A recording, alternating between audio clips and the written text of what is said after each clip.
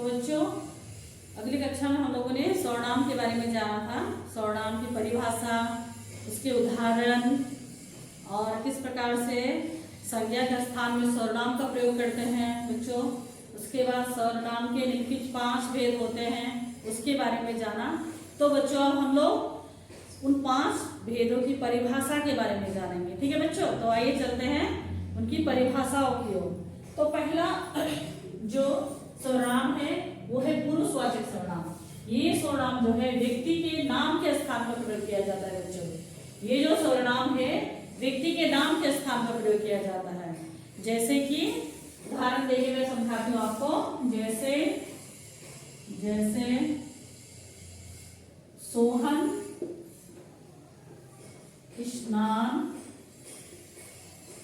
स्नान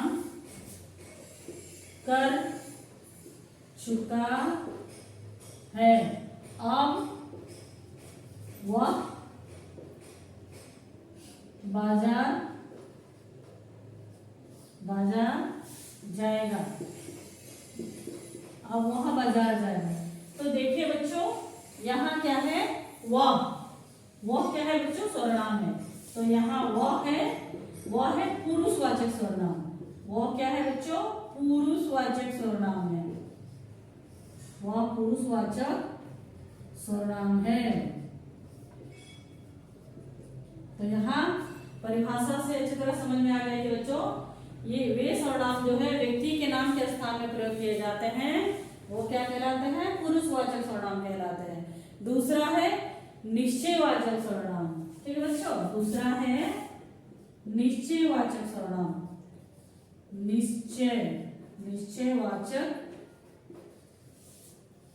निश्चयवाचक सर्वनाम। तो देखिए बच्चों यहाँ ये सर्वनाम जो है, ये सर्वनाम किसी निश्चित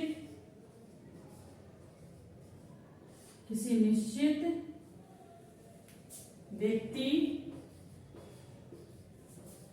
वस्तु के बारे में संकेत करते हैं।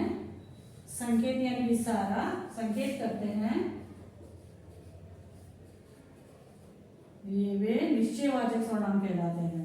वे निश्चयवाचक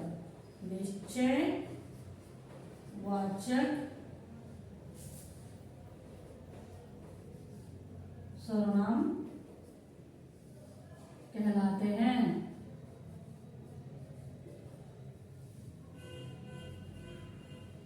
तो बच्चों ये सर्वनाम किसी व्यक्ति वस्तु के बारे में संकेत करते हैं, किसी निश्चित व्यक्ति वस्तु के बारे में संकेत करते हैं, उसे हम लोग निश्चयवाचक सर्वनाम कहेंगे। तो इसका उदाहरण है यहाँ मैं लिखती हूँ।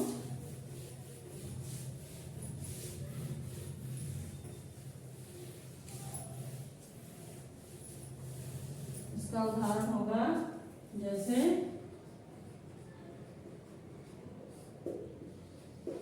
यह तुम्हारी किताब है, यह तुम्हारी किताब है। दूसरा है वह नदी है। तो ये निश्चित है कि ये चीज जो है। ठीक है बच्चों, उसके बाद आते हैं तीसरा पार्ट में आते हैं। इसका तीसरा भेद है अनिश्चयवाचक। तीसरा भाग है अनिश्चयवाचक सर्वनाम। अनिश्चयवाचक सर्वनाम, इन सर्वनामों में किसी निश्चित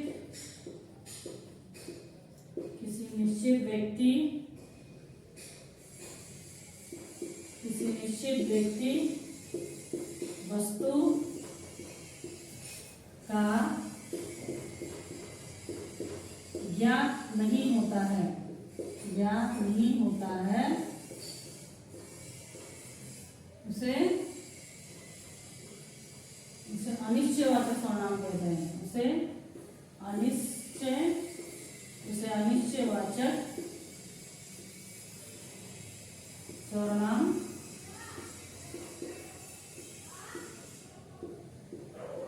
कहते हैं। तो बच्चों, अनिश्चयवाचक सर्वनाम क्या है कि किसी निश्चित व्यक्ति वस्तु का ज्ञात नहीं है, यानी कि ये है कि नहीं है उसके बारे में ज्ञात नहीं है, उसे हम लोग अनिश्चयवाचक सर्वनाम कहेंगे। तो इसका उदाहरण है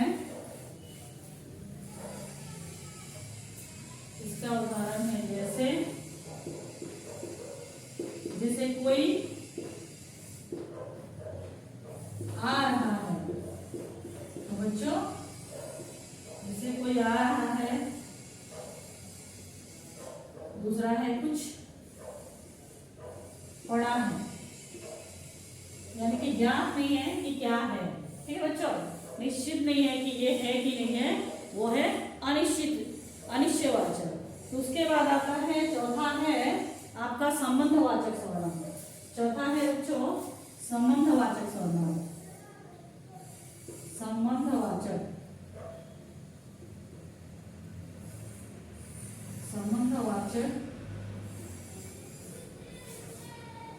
संबंधवाचक सर्वनाम।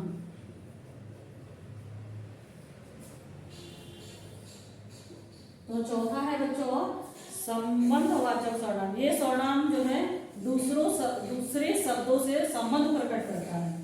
ये सर्वनाम जो है, ये सर्वनाम दूसरे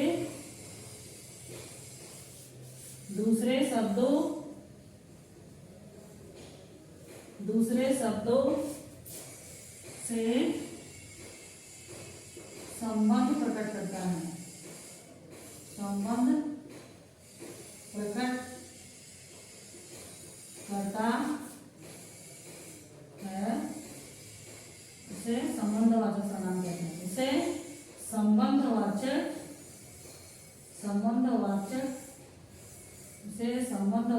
सर्वनाम कहते हैं। संबंधवाचक सर्वनाम कहते हैं। तो बच्चों, अब इसके उदाहरण बताऊंगी मैं।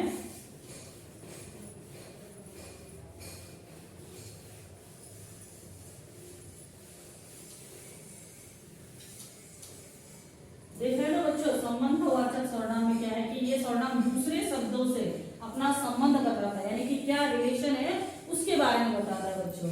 तो जैसे उदाहरण यहाँ दे रही हूं, जैसे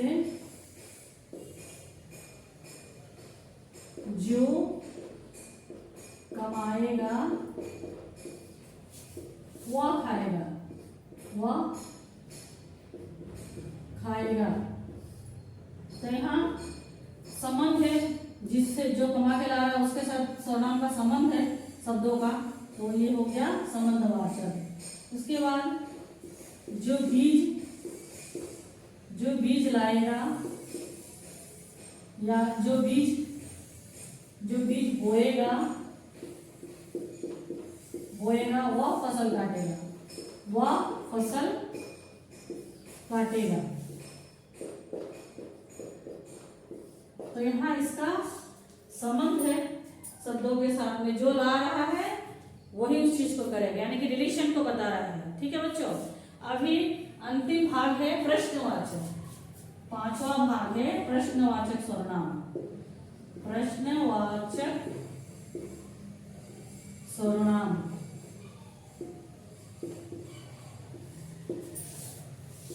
ये सर्वनाम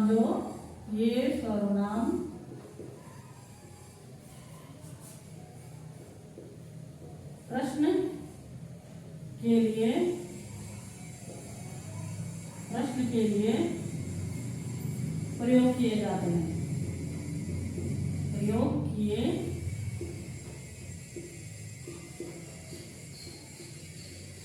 तो बच्चों, ये सर्वनाम जो है प्रश्न के लिए प्रयोग किए जाते हैं, यानी कि क्वेश्चनिंग करने के लिए प्रयोग किए जाते हैं। जैसे इसका उदाहरण मैं देती हूँ आपको। जैसे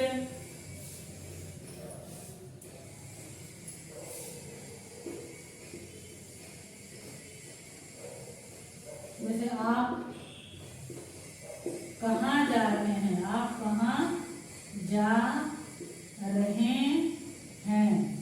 तो ये हो गया प्रश्न। प्रश्न पूछने के लिए प्रयोग किया गया प्रश्नवाचक सर्वनाम को। आप कौन हैं, आप कौन हैं। तो इस प्रकार से सर्वनाम के पांचों प्रकारों के बारे में हम लोगों ने जाना बच्चों। पहला प्रकार है पुरुषवाचक, जिसमें किसी व्यक्ति के लिए प्रयोग किया जाता है। दूसरा है निश्चितवाचक, किसी निश्चित व्यक्ति वस्तु के बारे में जाना जाता है।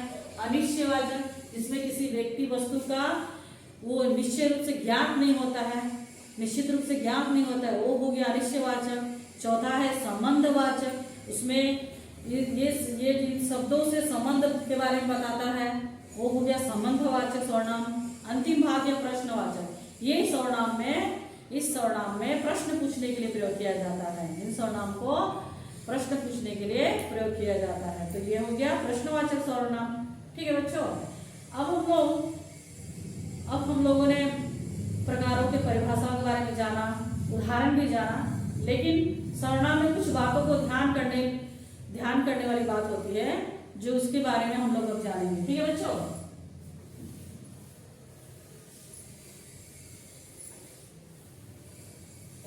सर्वनाम के प्रयोग में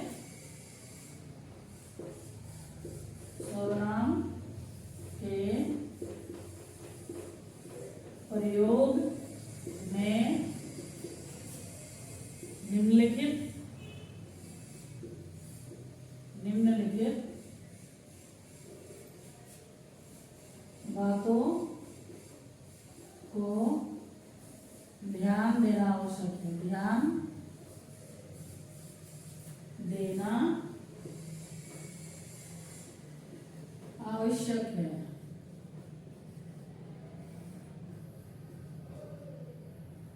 तो बच्चों, सर्वनाम के प्रयोग में निम्नलिखित बातों को ध्यान देना आवश्यक होता है। तो सर्वनाम के प्रयोग में निम्नलिखित बातों को ध्यान देना जरूरी होता है बच्चों। जैसे कि सर्वनाम में लिंग के आधार पर कोई परिवर्तन नहीं होता है। जैसे सर्वनाम में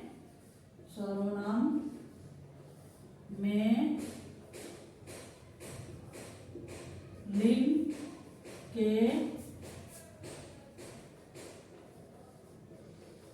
आधार पर कोई परिवर्तन नहीं होता है।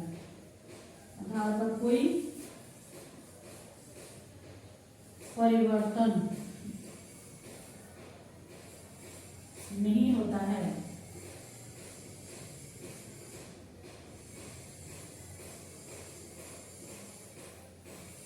तो बच्चों, सर्वनाम में लिंग के आधार में कोई परिवर्तन नहीं है, यानी उसका ये जो मेल फीमेल उसके आधार पर उसमें कोई परिवर्तन नहीं होता है। ठीक है बच्चों। और दूसरा है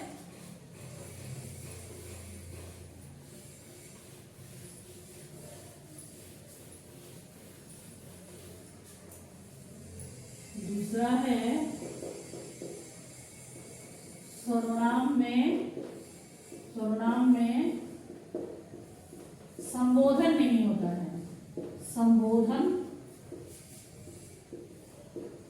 नहीं होता है।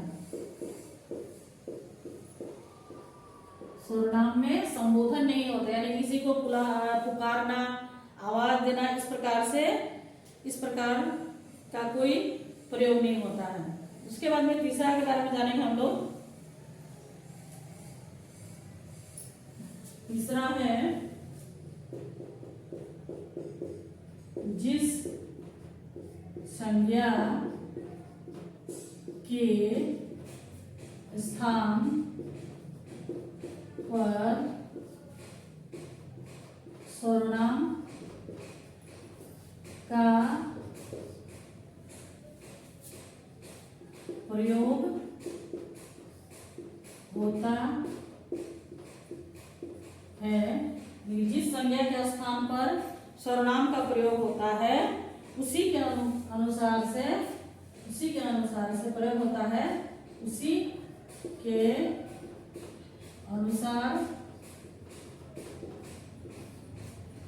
अनुसार से लिंग वचन, लिंग वचन, लिंग वचन होते हैं।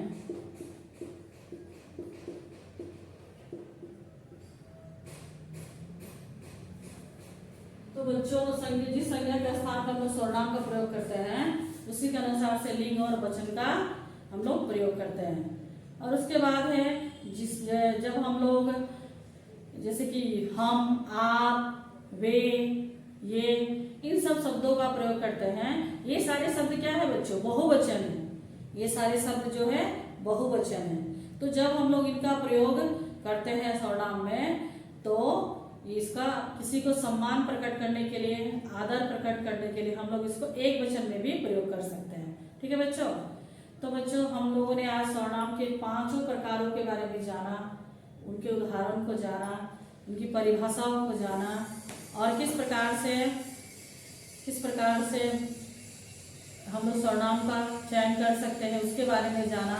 और कुछ ध्यान देने वाली बात है, जब हम लोग सर्वनाम बनाते हैं या संज्ञा के स्थान पर सर्वनाम का प्रयोग करते हैं तो उन सब के बारे में हम लोगों ने जाना। तो आशा है बच्चों मेरे द्वारा दी गई जानकारी आपको समझ में आई होगी। मैंने बहुत ही सहज माध्यम से आपको बताया है। आप इसे दूसरे बच्चों तक पहुंचाएं, शेयर करें ताकि वे बच्चे भी सर्वनाम को अच्छी तरह से समझ सकें।